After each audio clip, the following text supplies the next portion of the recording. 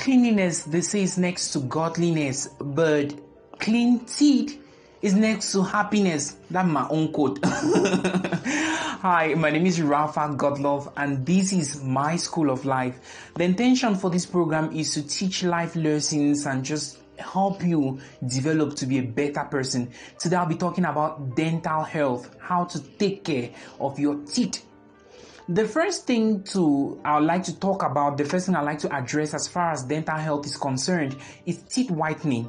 People always want to whiten their teeth and they want to bleach their teeth and all of that. And now that services, even here in Cameroon, where you can easily bleach your teeth, it doesn't cost so much. It can cost about 60,000 or so. I don't know, but from what I've been asking around, everybody bleaches their teeth these days, and it's not a very healthy thing to do. And if it's a professional that you meet, they're going to let you know that it's not a very good thing to do. The reason being that there's a protective coating on your teeth that when you bleach your teeth, that coating is eroded. And so it makes your teeth now fragile and sensitive to things like cold water and hot water and burns in meat and just sensitive to stuff. So it's not very healthy. We need not to whiten our teeth because people's teeth come in different color shades. There's some people who naturally have brown teeth. Not your fault. It's just the color of your teeth. And it doesn't mean that your teeth are not clean. It just means that the way they are. That people, and I'm an example. I used to be very, very sick, and when you drink a lot of medications and tablets and drugs and things like that, your teeth becomes brown or it changes color. It becomes multicolor. It needs a lot of work for you to clean that up. A dentist can help, but it should not get to the extent where you're bleaching your teeth. A lot of celebrities do it now, and their teeth are just super white and things like that.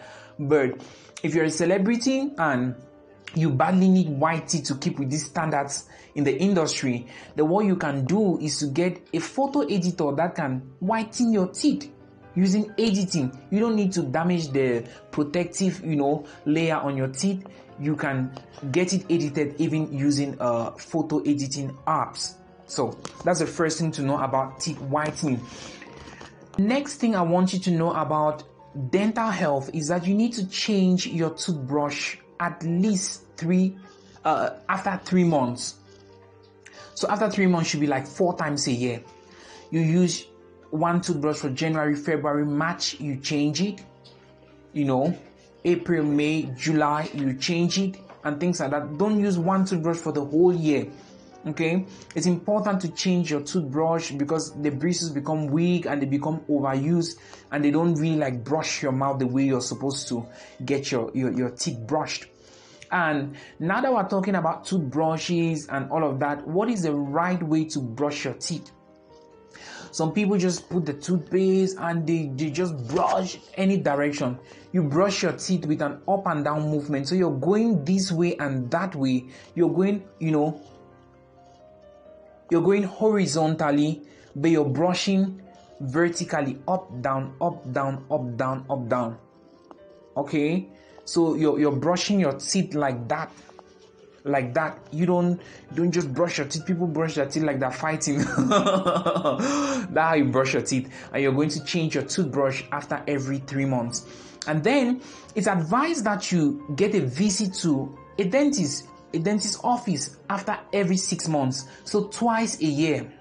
Very, very important. You have to visit a dentist to talk about your teeth condition, if they need to clean it, if they need to remove caries, if they need to see if your teeth is healthy and all of that. It's important to visit a dentist.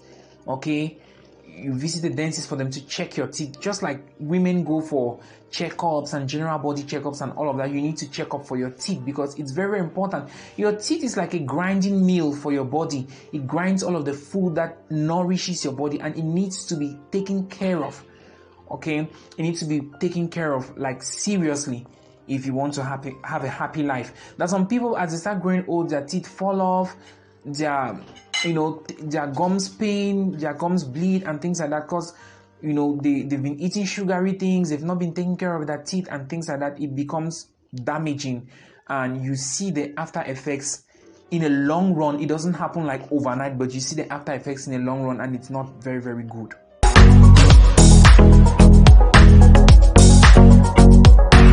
So let's talk a little bit about mouthwash.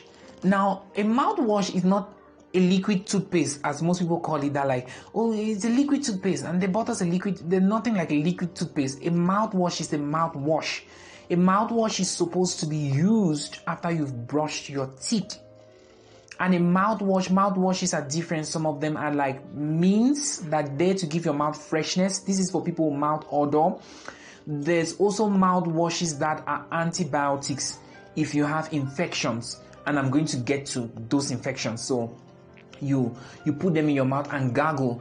Gargle is when you put water in your mouth and you're like, that's how you gargle. You gargle mouthwashes for them to get into those parts of your mouth that there are infections, and they're like antibiotics. They fight bacteria, they fight things. So generally I use mouthwashes that are antibacterial.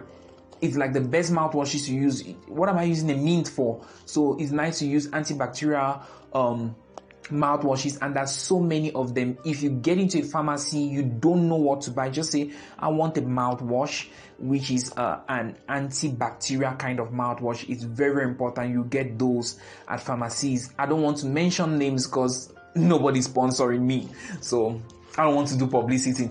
You need to understand that a mouthwash is a mouthwash. It's not a liquid toothpaste, so you don't use it to brush your mouth. Now, we're talking about the fact that mouthwashes can be things for, they can be used as medication for bacteria in the mouth and things like that to solve some conditions in the mouth. You're going to ask me now, Rafa, what kind of conditions can somebody have in their mouth? There's what they call the tonsillitis. The tonsils are, there's some two places in your throat that are on the side, and then there's one that comes from up and it shuts the throat. It comes from up. I'm not talking about the one that comes from up. I'm talking about the two things that are on the side of your throat. They're called the tonsils. And the tonsils, they actually have small holes. They actually have small holes that spout out water, saliva, like the one that is under your tongue, just in front of your mouth. There's a hole under your tongue in front of your mouth, just after this row of teeth, that if you lift up your tongue, it spouts out water like the venom of a snake. We used to like to play around with it a lot when we were children. Just open your mouth and spout out it. So the tonsils are like that. But sometimes when you eat food particles enter those holes. Okay? And it becomes a problem now because they enter those holes and they accumulate and they form bacteria and things like that. And sometimes it gets so bad that they need to cut off the tonsils so that it doesn't spread infection. If they cut off your tonsils, you're not going to die. I mean, it's not like you cannot live without tonsils. I found out from dentists, they say you can live without even both tonsils, the two, okay, on the side. It might disturb the way you swallow food or the way your throat shuts and things like that, but it's not something that you cannot do without. So for all of these kind of health complications and tonsillitis and this, that's why you need to go to a dentist's office for them to open up your throat and see what is inside. Okay, don't try to do it on your own because you might not be able to fully understand what is happening. So get into a dentist's office and talk to them, and they'll check up on you. And now the way to bleach your teeth, we're talking about teeth bleaching earlier on. The way to bleach your teeth locally is to use bicarbonate of soda, and you mix it with your toothbrush. But this bleaches the teeth over a long period of time. Bicarbonate of soda and toothpaste. You mix it with your toothpaste and you brush your teeth. Okay, it is going to bleach your teeth, but it's going to take a while to do that. That's like a method to bleach your teeth, and it's not advisable to do it every day, because you eventually make your teeth fragile. Remember that we said anything that bleaches the teeth takes away this protective coating that is on your teeth, and it makes your teeth now fragile and exposes it to temperatures like hot things and cold things and bones, and you cannot grab on something which is strong. Now, what is the right way to brush your teeth? We're saying before that the right way to brush your teeth is up and down movement, and you're going horizontally. But what is the right protocol? Because people wake up in the morning and then they eat food. No, they wake up in the morning and tell children, go brush your teeth, go brush your teeth. They brush their teeth, and then they eat and then they go out. It's wrong. And it's something that is done all the time. You have to wake up, eat first. You eat first, and then you brush your mouth, and then you gargle a mouthwash, and then you go out. That way you carry a clean mouth out of your home. Okay? And if you eat something within the day, especially sugary things and especially sweet things, it's advisable to brush your mouth and brush your teeth. And just to talk about, since we're talking about brushing the teeth and caring for the mouth and everything, the most dirty part of your mouth is your tongue. And so you just brush your teeth and brush your teeth and brush your teeth. Your mouth will still have some mouth odor. You need to brush your tongue, because your tongue is like a carpet, a floor carpet. It's like a towel. You know, it has that feel of a towel or a floor carpet. It picks up all kinds of residue and remainders of food and, you know, whatever thing that you put in your mouth. So you need to brush that tongue and make sure that it's clean. You know, that's the most dirty part, and you brush it right to the inner sides of the tongue, and that way you're sure that your mouth is clean. So you before going to bed, you need to brush too. Let me just tell you in a simple way.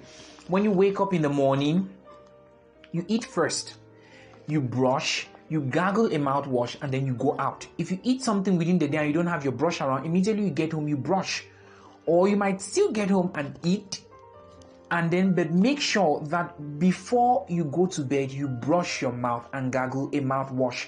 The reason being that at night, when you're back from work and you're tired and all of that, when you've eaten and you've rested a little bit and you want to sleep, when you sleep, your body has an opportunity now to gain strength and to renew itself and everything. It's the best time for your mouth to be clean, because now everything is clean and tidy, and now the body can rejuvenate.